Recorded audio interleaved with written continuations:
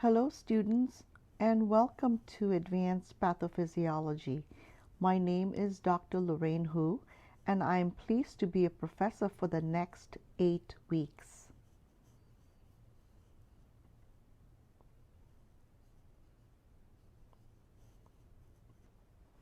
Advanced Pathophysiology is one of the essential core classes in the FNP program students must take. It is to help you advance your knowledge. These core classes, or the 3 Ps, which are pathophysiology, pharmacology, and physical assessment, are very different from the previous classes you have taken at USU, as they are the cornerstone of every nursing curriculum, whether you are an undergrad student or a graduate student. These courses build upon prior nursing knowledge, except now you are gaining advanced knowledge and learning to think like a practitioner. Understanding each disease process helps you anticipate a patient's needs and prescribe interventions.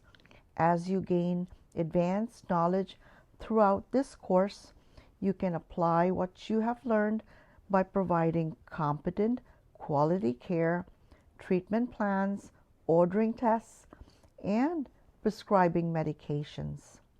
So 8 weeks will go by very quickly.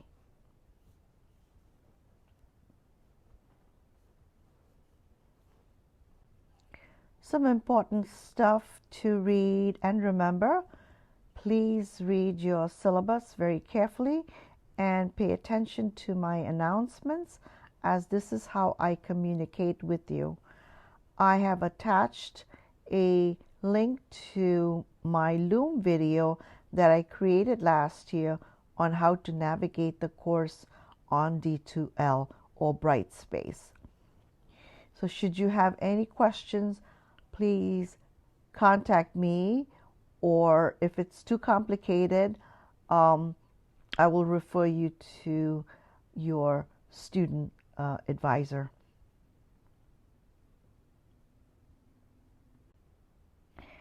Each week in the announcements, I will post infographics that provide visual representation of information, and they are much easier to understand if you are a visual learner.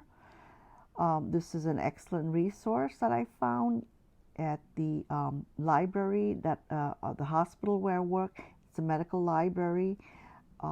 They have some wonderful resources, and I'm so pleased to actually share it with you.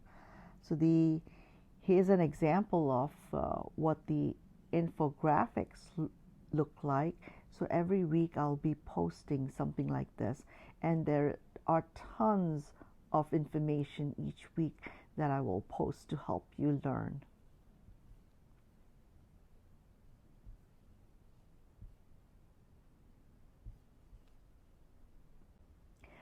Let's talk about week 1. This week you have your introduction due on the first day of class, which is Tuesday. Please make sure you do your acknowledgments. This is very important because the information you receive is about your disability rights, student codes of conduct, academic honesty and integrity. It discusses plagiarism and the consequences of plagiarism and self-plagiarism.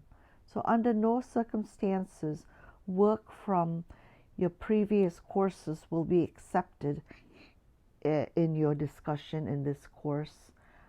Please do not write the same discussion post to 2 different students, as this is considered self-plagiarism, and you will end up with a 0 for the assignment. We take plagiarism very seriously, so please don't do that. In week 1, there are 2 discussions. The first discussion is due on Thursday, and it's questions about differential diagnosis. And of course, your peer responses are due by Monday, 2 peer responses. And then followed by the second discussion, which is actually a case study, and there are 4 case studies that I will assign one to you. So the differential diagnosis will be an assignment that you will work alone.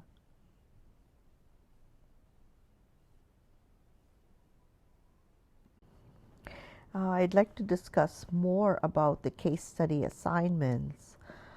The second discussion for week 1 is a case study. So in week 1, you're going to have 2 discussions. One is differential diagnosis, and the other is a case study. So there are 4 case studies.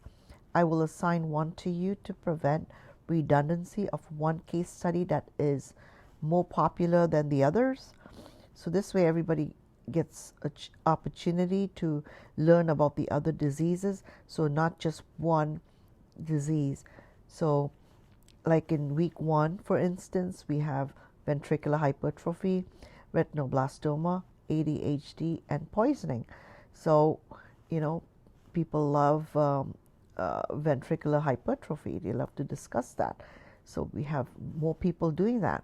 So this way, to prevent it from happening, having many people discuss the same stuff, we will, split it up, evenly out the case study assignments. So I will make the case studies, and in your discussion prompts, I noticed that it states that you may work in groups of 3 or more.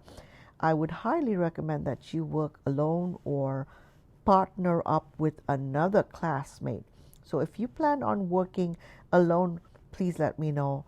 Or if you plan on working with another classmate, please let me know as soon as you can, because I'm going to start making up the assignments, and I'm planning on posting it day 1, Tuesday before midnight, or at least by Wednesday in the morning or mid-morning. So this way you have an idea of which case study that you're going to do, and you'll be working either with alone or with a partner.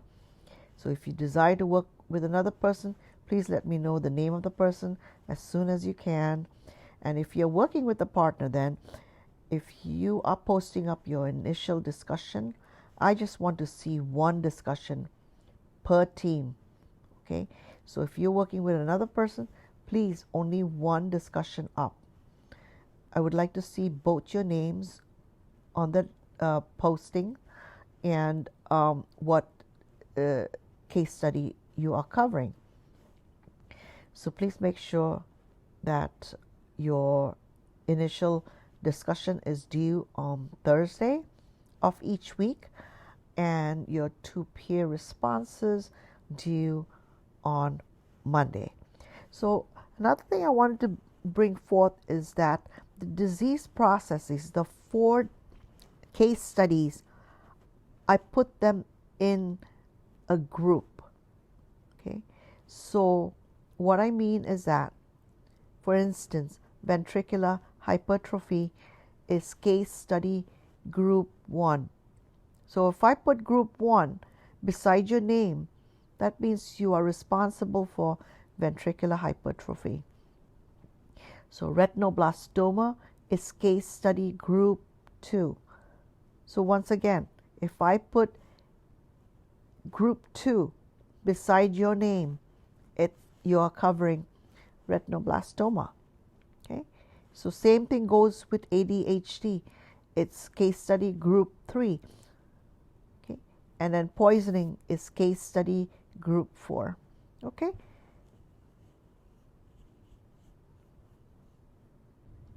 So all peer responses are individual work, like I previously mentioned.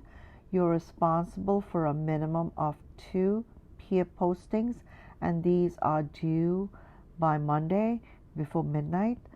You must have a minimum of 2 high quality peer reviewed journal articles, preferably within the last 5 years, written in the APA 7th edition format.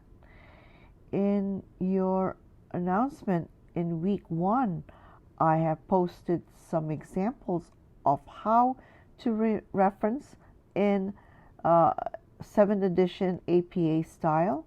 So please take a look at the example. It is also expected that you respond to peers that have discussed different case studies from your initial work. So select 2 different students and different topics to discuss. Please do not discuss what you have written, because that is not going to be counted as a peer discussion.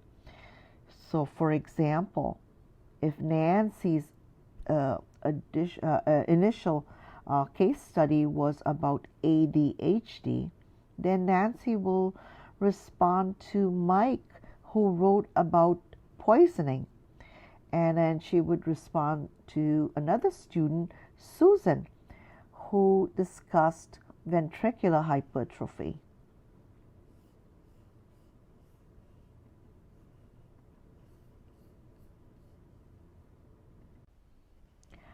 I look forward to reading all your discussions and your assignments.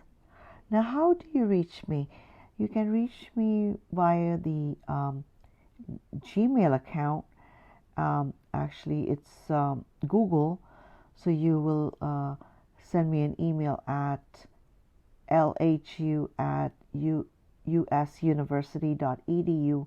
So please do not use Brightspace or D2L email to contact me. Just go directly to the Google or Gmail account, because when I'm working, I may not be able to sign into Brightspace or D2L and see your email. The only way for me to get it quickly is through Google or Gmail account. So lhu@usuniversity.edu. And I thank you very much for watching this video, and I welcome you to this course. I'm so happy to be your professor. I wish you all the best on your NP journey. Thank you so much.